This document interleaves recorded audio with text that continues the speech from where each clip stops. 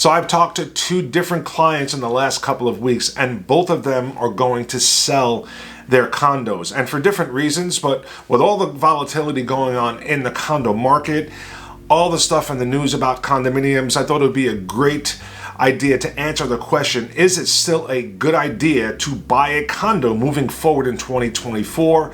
We're going to talk about that today. Stay tuned.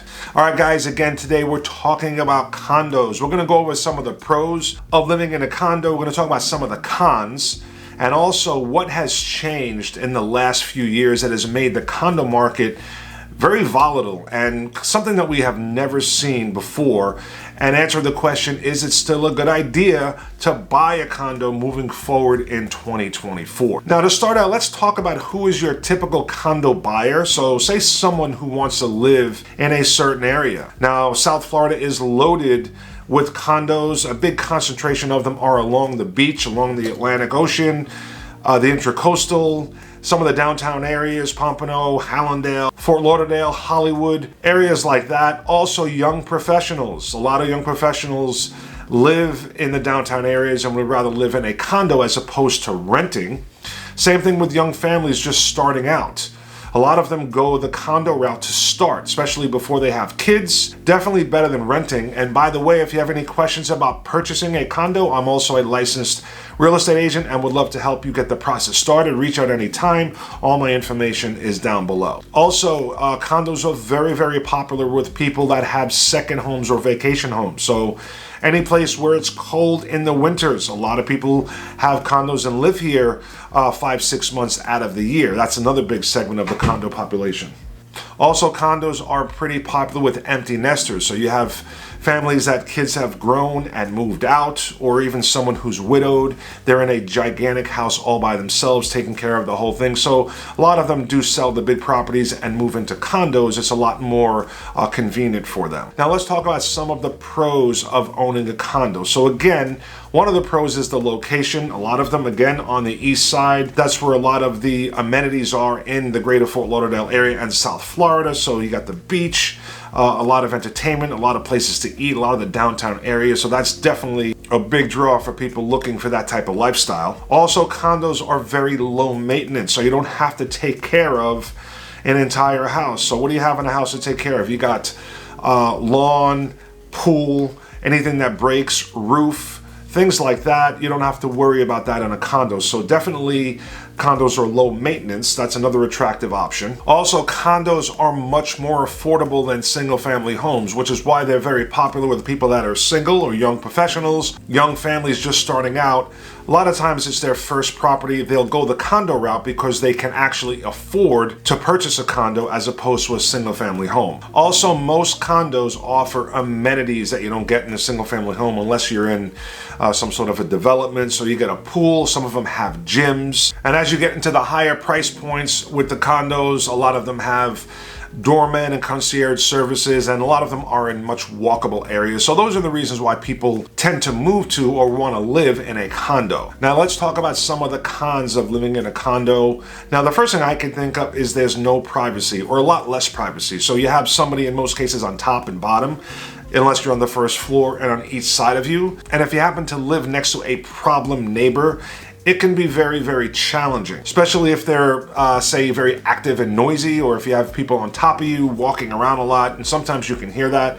So that's the first thing. The second thing is all condos come with an association, and you have a lot of rules that you have to obey.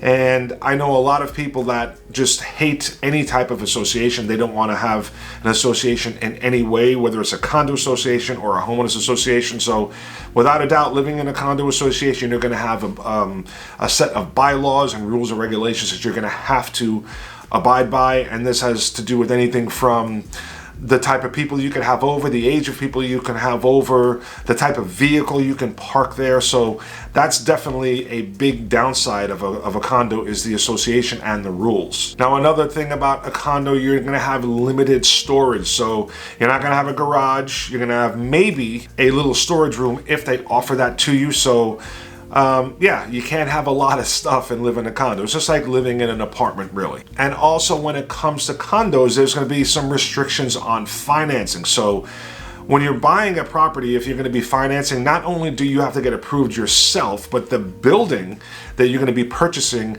has to be approved by your lender. Now, depending on the budget, the reserves, the amount of owner occupants to investors in there, a lot of them have different criteria, and it's going to affect how much you can put down and if you can actually purchase in a certain building, depending on your financial situation. So it's going to be a little more challenging to finance a condo unless you're putting down a hefty amount of money as a down payment. And last but not least, guys, the biggest con and the biggest game changer in the condo market and why it's so volatile right now is the unexpected costs of buying and owning a condo, just going back in the last few years. Now, things have really changed here in the last few years since the building collapse, the Champlain Towers and Surfside in Miami. So since that point, everything has changed as far as the condo market, and everybody's fees have gone up drastically. Now, I've done several videos on this channel that have really been very popular, going into detail as far as the difference in the changes in the law since the Surfside collapse. I'll have a link in the description if you want to check that out. So condos here in South Florida were re-inspected or inspected every 40 years for safety reasons, and anything that was found had to be fixed during that inspection. They have cut that down to 30 years now. So that has really added to a lot of the costs because they want to make sure that they don't have, or we don't have a situation again ever like the collapse in Surfside. Also, a lot of buildings have been found with construction defects, and with inflation and the cost of materials and construction, all the fees have gone up drastically. Also, each separate condo association has to have a yearly budget, which basically pays for operating the building, taking care of maintenance items, and also deferred maintenance and capital expenditures, like things like roof repairs that are not going to happen for, say, 10 years from now. And one of the issues is that a lot of buildings had inadequate reserves to pay for these items, and what happened was they would pass or push this stuff and kick the can down the road, and a lot of the buildings were deemed to be unsafe, like the one in Surfside. So that is not happening anymore. The new law that was passed, buildings have to have the reserves to take care of this deferred maintenance. And anytime there's an extra fee for the building, it gets passed on to the unit owners. Another major issue is the cost of homeowners insurance, which is just a disaster here in South Florida, and it's skyrocketing every single year. And when the building's master insurance policy goes up, they pass that cost on to the unit owners. So the long and short of it, guys, is that your maintenance payment for owning a condo has gone up drastically in the last several years. I know some people where it's doubled for a small building. I know someone right here in Plantation, they have a 1.5 bedroom condo, not many amenities, and their maintenance is approaching $850 a month. So this is happening everywhere. If you actually go out in the market to look at some condos, a lot of times you'd be walking onto some of these complexes and you're on a construction site. The whole face of the building is gone, being retrofitted. So they're doing a lot of construction on a lot of these buildings, and it's something that has to happen. Unfortunately, it's becoming cost prohibitive for a lot of people that they cannot afford not only to purchase one, but I know many people that own condos, and it's becoming to the point where they cannot afford the maintenance payment, and it's not worth actually owning it anymore. So they're selling, like I mentioned earlier in this video. Now, to answer the question if it's still a good idea to purchase a condo in South Florida moving forward from 2024, well, that could be a yes or a no. You have to be informed on what you're getting into. So every building is going to be different depending on when it was built. You definitely want to find out if any inspections have been done, what construction is scheduled, if there are any assessments, of course, what the insurance is, if that's going to be going up. You have to ask a lot of questions and make sure you know everything you need to know before moving forward on a building that you don't know of, and you can get a major hassle and headache on your hands. But in all honesty, there's so many condos down here. There's so many people still buying condos. They're always going to be there. There are always going to be people to buy them. But, you know, you'd have to make sure that you could afford it and if it makes financial sense. Hopefully, after a few years pass and a lot of these buildings are done with the construction, a lot of these issues are fixed, that maybe costs will go down, maybe insurance will go down with inflation.